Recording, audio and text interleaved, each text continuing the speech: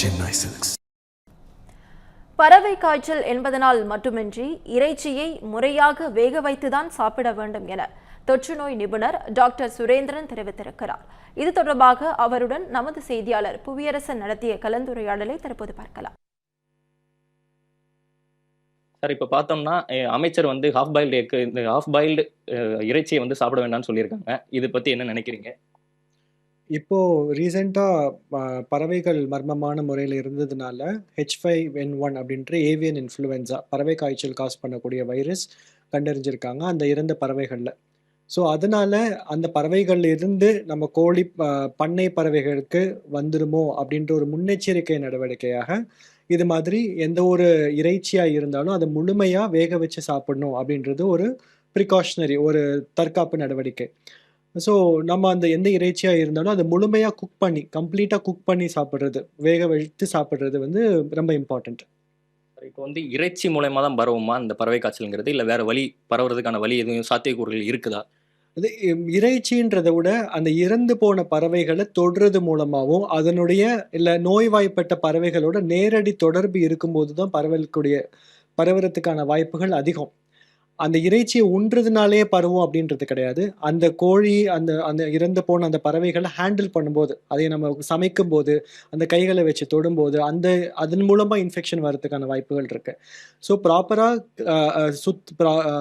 மிக சரியான வகையில் சுத்தம் செய்யப்பட்ட கோழிகள் மற்றும் அந்த இறைச்சியை ஃபுல்லாக வேக வச்சு சாப்பிட்டா நமக்கு ப்ராப்ளம் இருக்காது.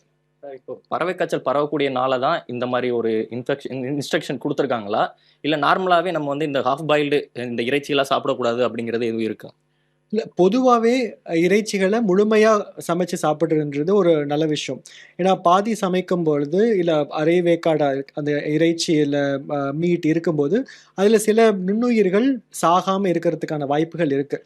ஸோ பொதுவாகவே இறைச்சியை வந்து நம்ம முழுசாக குக் பண்ணி சாப்பிட்றதுன்றது ஒரு நல்ல விஷயம்தான். இப்போ முட்டையுமே வந்து ஆஃப் பாயிலாக நம்ம சாப்பிட்டோம்னா அதனால எதாவது இன்ஃபெக்ஷன் வர்றதுக்கு வாய்ப்பு இருக்குதா? ஸோ இன் ஜென்ரலாகவே எக்ஸை பாயில் பண்ணி சாப்பிட்றது நல்லது. ஏன்னா இப்போ அன்பாயில்டு எக்ஸ் சம்டைம்ஸ் எக்கு ஓப்பன் பண்ணி குடிக்கிறது கூட இருக்குது. அதில் வந்து இன்ஃபெக்ஷன்ஸ் இருக்குது, இன் ஜென்ரல் இன்ஃபெக்ஷன்ஸ் இருக்கிறதுக்கான வாய்ப்பு இருக்குது. நமக்கு NTMனு சொல்லுவோம், சால்மனெல்லா இன்ஃபெக்ஷன்ஸ், அது மாதிரி எனி பாக்டீரியல் இன்ஃபெக்ஷன்ஸ் இருக்கிறதுக்கு வாய்ப்பு இருக்குது. ஸோ ஒரு அஸ் அ குட் ப்ராக்டிஸ் நம்ம அந்த எக்ஸை வந்து பாயில் பண்ணி சாப்பிட்றது இன்னும் ஒரு ப்ரிகாஷனரி மெஷர், அவ்வளோதான். சார், இப்போ வந்து பறவை காய்ச்சல் பாதிப்பு வந்து அதிகரிச்சுட்டு வரனால மக்களுக்கு வந்து ஒரு அச்சம்னு ஒன்று இருக்குது. இதனால அவங்களுக்கு ஒரு வழிகாட்டு நெறிமுறை இந்த மாதிரி ஒரு இன்ஸ்ட்ரக்ஷன் கொடுக்கணும் அப்படின்னு நீங்கள் நினச்சிங்கன்னா எந்த மாதிரி சொல்லணும்? ஸோ இப்போ வரைக்கும் ஹியூமன் கேசஸ் இல்லை, மனிதர்களுக்கு ரிப்போர்ட் ஆகலை. அதாவது காட்டு பறவைகளில் ரிப்போர்ட் ஆகிருக்கு, காகங்கள் க்ரோஸில் ரிப்போர்ட் ஆகிருக்கு. ஸோ என்ன ஆகுனா இந்த ஸ்டெப்லேயே கவர்மெண்ட் வந்து நல்ல முன்னெச்சரிக்கைகள் நடவடிக்கை எடுத்து அங்கேருந்து கோழிப்பண்ணை பறவைகளுக்கு வராமல் தடுத்துருவாங்க. அங்கே வந்தால் தான் அங்கேருந்து மனிதர்களுக்கு வரதுக்கான வாய்ப்புகள் அதிகம். ஸோ நம்ம ஆஸ் அ மக்களுக்கு நம்ம என்ன விழிப்புணர்வாக இருக்கணும் அப்படின்னா, எங்கேயாவது மர்மமான முறைகளில் பறவைகள் இறந்து கிடந்திருந்தால் அதை நம்ம தொடக்கூடாது. இல்லை தொடும்போது நம்ம ப்ரிகாஷனரி மெஷர்ஸ் எடுத்துக்கணும், க்ளவுஸ் போட்டுக்கணும், மாஸ்க் போட்டுக்கணும். அது நமக்கு தெரியலன்னா நம்ம கவர்மெண்ட் அத்தாரிட்டிஸ் கிட்ட சொன்னால் அவங்க சேஃபாக அதை டிஸ்போஸ் பண்ணிடுவாங்க, அதை அங்கேருந்து அகற்றிடுவாங்க.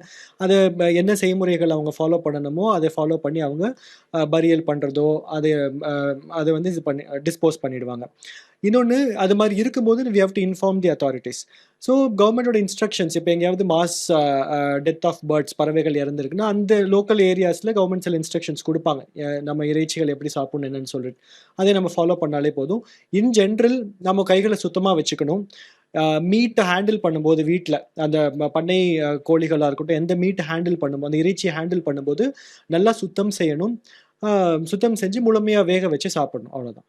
சார், இப்போ மனிதர்களுக்கும் பரவதுக்கு வாய்ப்பு இருக்குன்றீங்க.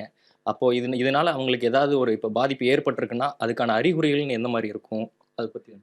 ஸோ இது பேர்ட் ஃப்ளூன்னு சொல்லுவோம், இன்ஃப்ளூயன்ஸா. இதுவும் மற்ற சுவாச குழாய் வைரல் தொற்று மாதிரி தான், வைரஸ் தொற்று மாதிரி தான். லைக் இன்ஃப்ளூயன்ஸான்னு சொல்லுவோம், சீசனல் இன்ஃப்ளூயன்ஸா. ஸோ அதில் என்ன காமனாக வரும் அப்படின்னா ஜுரம் வரலாம், தலைவலி, உடல் சோர்வு, மூச்சுத்திணறல், இருமல், இது மாதிரியான சிம்டம்ஸ் வரும். ஸோ அது என்னென்னா பறவை காய்ச்சல் இது வரைக்கும் மனிதர்களில் இந்தியாவில் ரிப்போர்ட் ஆகலை. பட் அப்படி வந்துச்சு அப்படின்னா அதோடைய சிவியாரிட்டி அதிகமாக இருக்கும்னு எதிர்பார்க்கப்படுது. ஸோ இது மாதிரி ஒரு மூச்சுத்திணறல் இருந்தாலோ, இருமல், சளி, விடாத ஜுரம் ஒரு 2 நாளைக்கு மேலே, இல்லை அந்த பர்டிகுலர் ஏரியாவில் இது மாதிரி அதிகமான பறவைகளுடைய மர்மமான இறப்பு இது மாதிரி இருந்தாலும் நம்ம டாக்டர்கிட்ட காமிச்சு நம்ம அசஸ் பண்ணிக்கணும். நன்றி.